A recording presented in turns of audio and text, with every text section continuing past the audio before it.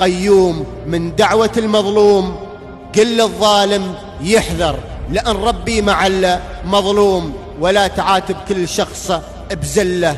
الناس ما فيهم حد معصوم إلا نبي الأمة اللي دينه هدم صنم كسرى وذل الروم، وأهل الخيانة والغدر والفتنة اللي جاملها ترى مأثوم.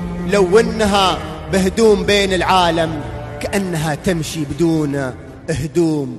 وهذه رسالتي لأصحابي وأعدائي اللي فكرهم مسموم، أرسلتها عبر البريد العاجل يوم أكملت في ظرفها المختوم. ولا كشفت اللي يدور في خلدي لكن كشفت الواقع المشؤوم. هل الكلام اللي أقوله واضح مفهوم ولا ما هو مفهوم؟